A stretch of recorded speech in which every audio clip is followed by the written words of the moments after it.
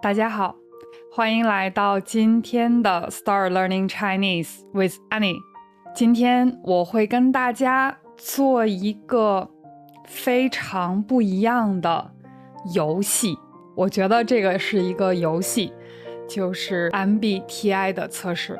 它是一个性格测试。那我为什么想做这个性格测试呢？这几天我看了一个新闻，那我觉得现在在很多的公司、很多的企业，他们在招聘员工的时候，他们常常会使用一些性格测试，根据这个性格测试的结果来招聘新的员工，那这个人是不是适合这个职位，或者这个人的性格他能不能被录取。我觉得这样的新闻很有意思，因为我觉得这个性格测试，像这样的测试结果，我觉得不一定是那么的准确。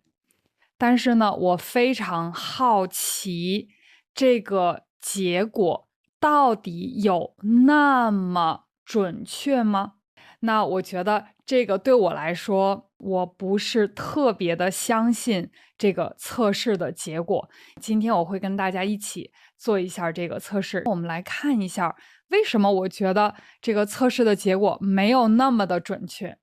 啊。但是今天我们会一起学习很多跟性格有关系的和跟我们自己的心理有关系的词。那我希望今天这样的一个视频可以更好的帮你学习，或者可以更好的帮你了解你自己。好的，那你准备好了吗？我们开始吧。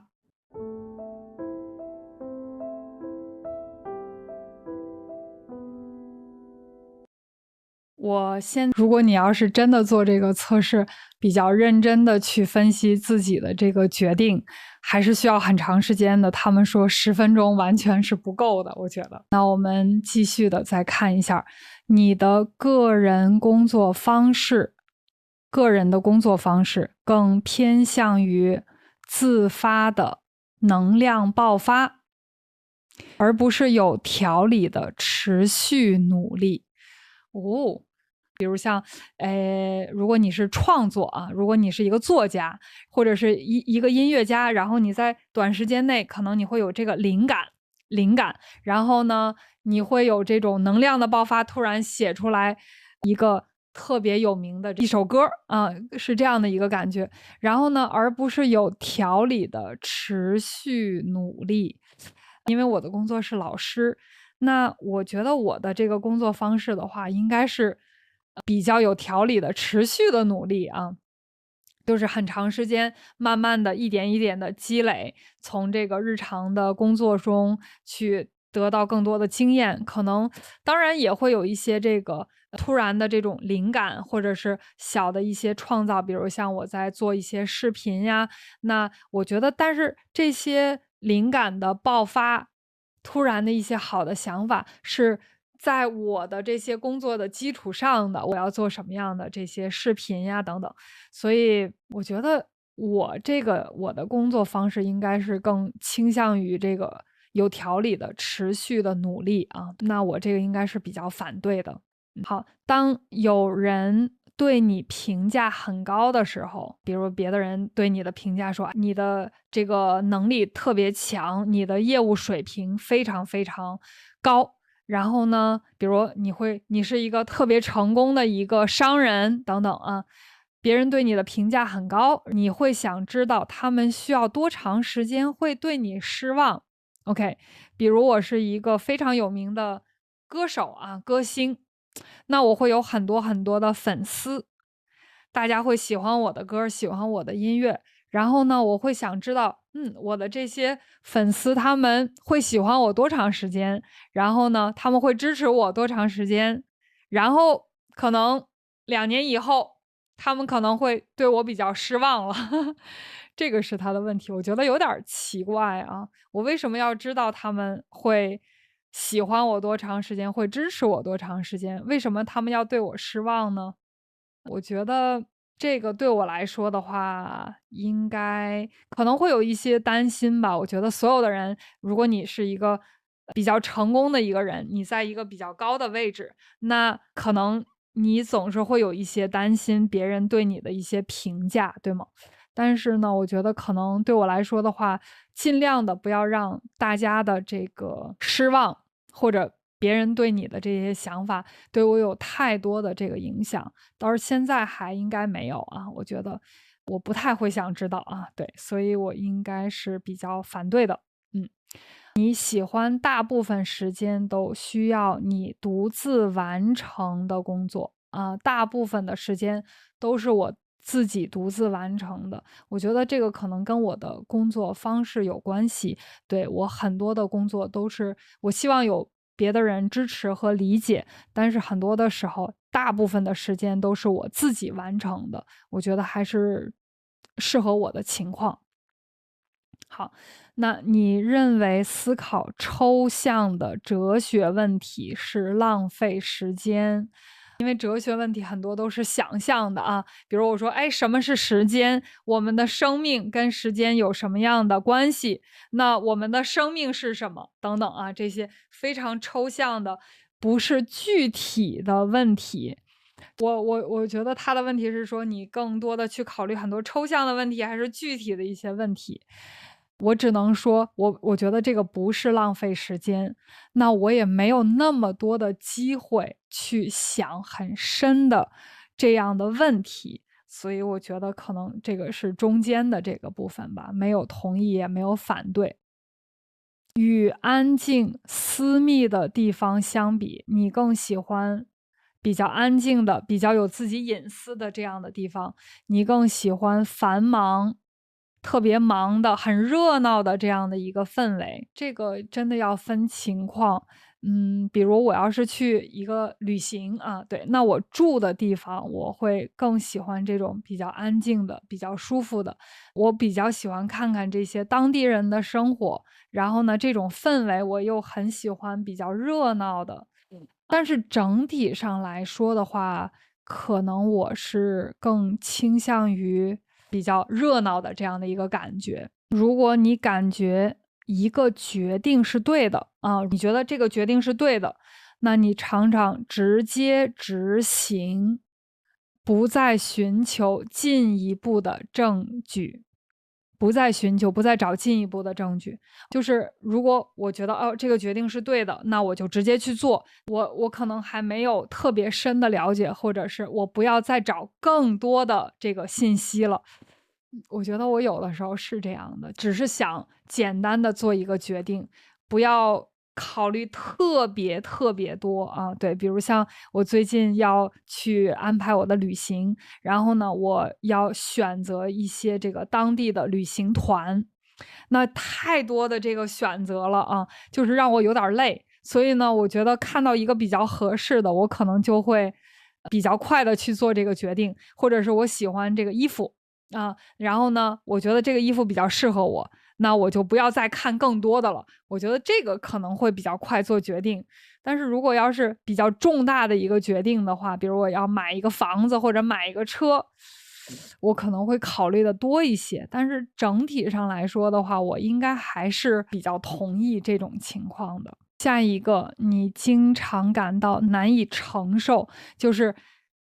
可能我现在已经有更多的压力了啊，然后呢，我感觉我不能有再多的责任，我不能有再多的压力，我不能有再多的工作，或者大家都非常的关注我，我是一个很有名的明星，大家都在关注我。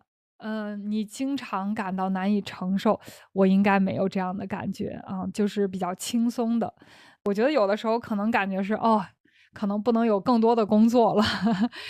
只有这么一点点的感觉，所以这个应该是比较反对的。好，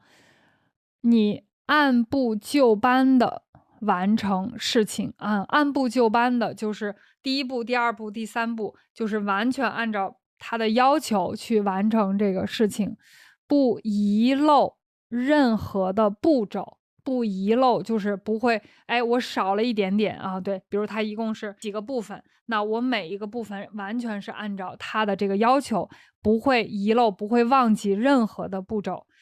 其实很多情况是这样的，这个可能要分情况吧，但是比较认真的情况，我觉得这是一种态度，特别是在对待工作，有很多的这种非常细的、很详细的每一个部分，那我就会比较认真的。比如我说我有一个计划，我要去这个地方旅行，那我要去个5个地方，我都想这是我的安排，我的打算。那我不会说，哎，我一定要每一个地方都去，我看我的心情可能就会就是更轻松一点儿。所以呢，这个我如果工作方面的话，我可能更多的是这样的，按部就班的完成事情。如果要只是自己生活方面的，我会比较轻松，所以我还是觉得不反对也不同意。你更喜欢需要想出创意解决方案来解决这个问题，要有很多的很新的这个想法，然后你更喜欢需要想出创意解决方案的任务，而不是采取具体步骤的任务。这个是跟这个创新性有关系的，我更喜欢这一类的。就是我感觉它可能是我工作的这2个部分，对，我有的工作这个就是可能需要更多的这个创意，然后让这个比如像我的视频呀，我做的一些播客呀，然后可能很多的这个创意。但是我另外的一部分的工作还更多的是比较有结构的，有计划的，一步一步的去完成，比如像我跟我学生的一些课程。所以呢，我更喜欢哪部分的？我觉得这个我更喜欢比较有创意的。在做选择时，你更容易依赖情感直觉，更依赖情感直觉，而不是逻辑推理。在做选择的时候，我的感觉、我的直觉，哎，我要做这个决定，我要做这个选择，这个可能没有特别多的这个事实和理论，根据我自己的这个感觉去做，而不是逻辑推理。我给大家一个例子，比如像你在选择一个职业的时候，那比如说我要当一个医生，那这个是不是你愿意做的一个职业？然后呢，你要想一想，哎，这个医生的这个职业会不会非常的稳定啊？对，然后呢，他有什么样好的方面、不好的方面等等等等。所以你在做一个选择的时候，你是更多是你自己的一个感觉，还是你需要考虑更多它的原因、它的后果，这个选择对你带来的一些影响？所以呢，我觉得这个问题就是我很难去给出一个非常准确的答案。然后呢，我没有办法，因为他是这个做选择的时候有各种各样的情况啊，所以我觉得我还是比较中立的，对。所以这是我说，哎，这个到底这个性格测试准确不准确？因为它这个题目会有很多的这个选择不同的情况，所以你给的答案也不一定那么的准确。你很难在最后期限前完成任务。我刚才已经说过了，这个最后期限啊，截止日期，比如像那我可能在1个月之后我要完成这个项目，我要在这个截止日期以前完成任务，就是很少有在这个截止期限前不能完成的情况。对，我觉得我是一个比较有计划的、有安排的一个人，所以呢，这个应该我很难完成任务，我觉得对我来说我是非常反对的。可能有一些这个特殊的原因啊，那其他的一些原因不是我自己的问题，可能没办法完成，但是只要我自己能决定的，我一般会在这个规定的时间内去完成任务。最后一个问题了 ，OK， 你相信事情会朝对自己有利的方向发展？我相信事情会往一个对自己有好处的方向发展。这个是一个很积极的一个感觉啊！我相信这个事情会越来越好，工作越来越好，生活越来越好，未来会越来越美好，这样的一个感觉。那我当然相信，我觉得我是一个比较积极的人啊，所以我觉得是的，我非常的同意这个事情会朝对自己有利的方向发展。你的性别女性，那我们看一下结果。我是守卫者，ISFJ守卫者，这个是他对这个性格的一个解释。然后呢，他说我是在社会中默默无闻的坚实力量啊，我可能更多的是去做一些事情，为周围的人提供坚定不移的支持和实实在在的关怀，可能我会对周围的人有更多的支持。那我的洞察力比较敏锐，就是我能够看到很多的机会，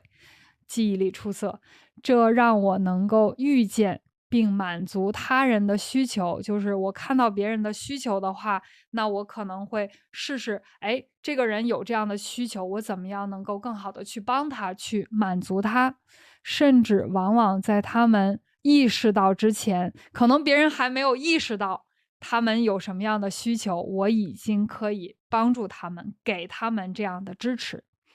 你为自己所爱的人创造出一个稳定而舒适的环境，那我为我爱的人有一个很稳定的环境，那非常的努力，你的脚踏实地和认真负责，让你在生活的各个方面都感到深深的满足。对，是的，我对生活的很多方面都是非常满足的。我觉得还比较准确啊。我比较感兴趣的是，我在做第二次的这个性格测试，会不会有同样的结果？那你天生对传统和既定的方法有着偏爱，可能比较对传统的一些东西可能会更喜欢一些。那在很多的情况下都是非常适合你的。你擅长维持秩序、履行承诺，就是如果我答应了一个人的话，一定要试着尽力的去做这件事情。那这些特质让你在个人和职业领域都显得尤为宝贵。我觉得这个确实是，如果我是一个老师的话，那我会比较就是能够有承诺，给学生一个比较安全的一个感觉，比较能够信任我。然而，这种对熟悉事物的偏好，有时也会成为你接受新体验或新观点的障碍。对，就是因为我现在对很多的比较了解的东西可能会更喜欢，不太愿意去尝试特别多的新的东西啊，新的体验。那这些新的体验或者是新的观点，可能我应该更多的去接受，然后呢，可以为我的生活增添更多的色彩和深度。我觉得是一个很好的建议啊，如果我更多的去尝试一些新的东西，可以让我的生活有更多有意思的、更多的色彩啊，更有意思的事情会发生。那我们看一下这个性格特征，在这里边有一些词比较重要。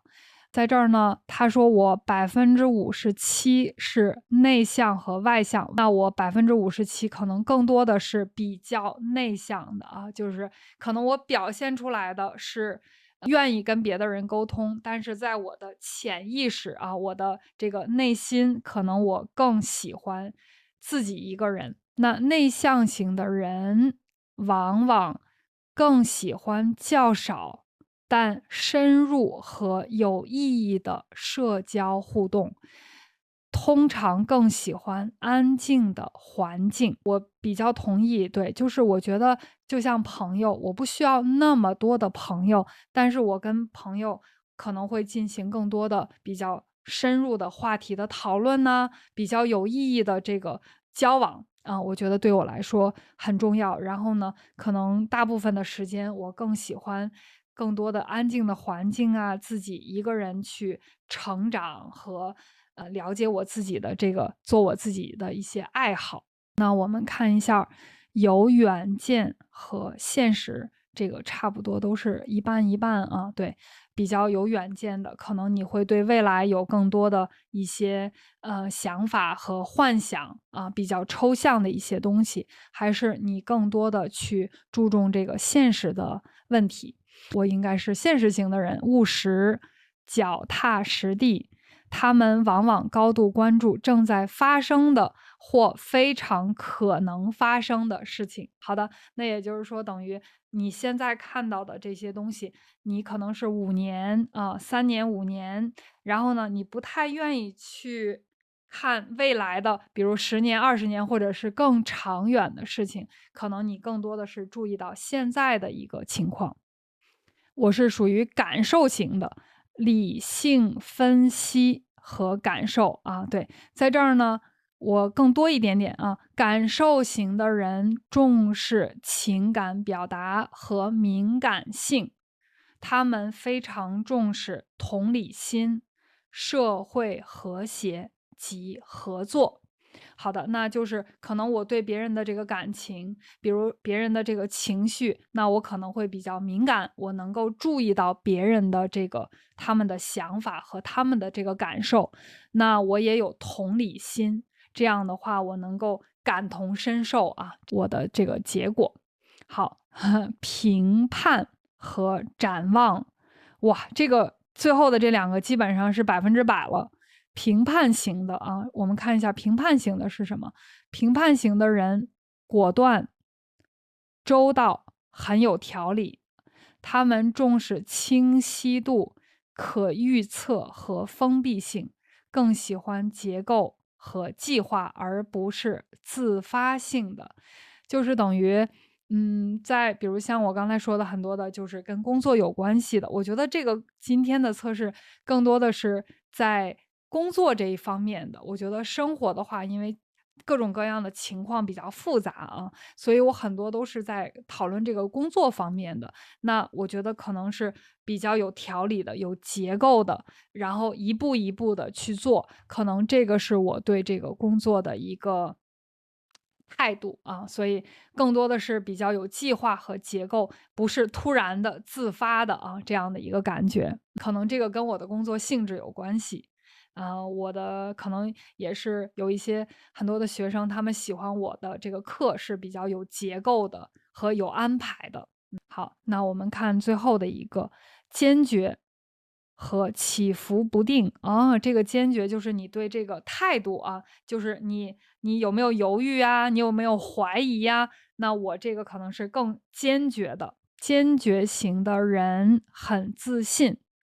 非常的自信，性情平和，能抵抗压力啊。对于这个压力来说的话，能够有更多的这个办法去缓解这种压力，处理各种复杂的情况。他们拒绝过度担心啊，不要过度的太担心、太内耗。在努力实现目标的时候，往往会自信的面对。如果有一个目标，能够比较自信的去，往这个方向去发展啊，所以我的叫做什么？守卫者啊，ISFJ-A，这个是我的一个结果。那我们看一下你适合什么样的这个职业，比如像在医疗方面，比如像医生啊、护士啊，然后教育啊，这个就是我的职业，然后行政管理，然后客户服务，那这些可能会比较适合这种类型的那个性格。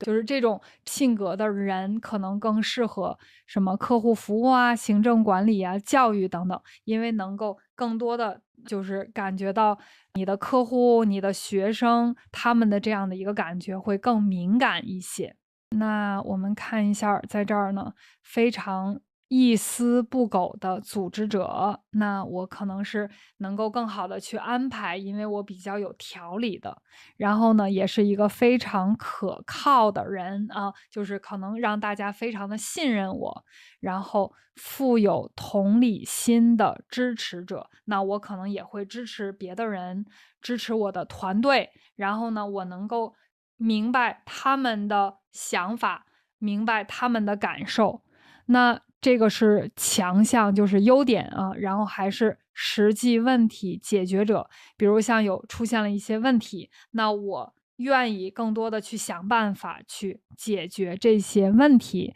这个是我的强项。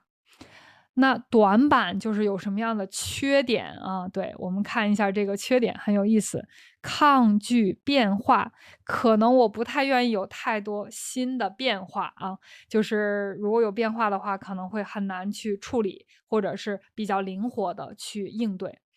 然后缺乏自信，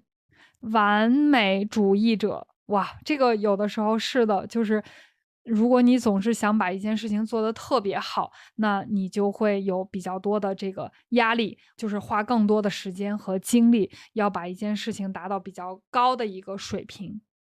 好，回避认可。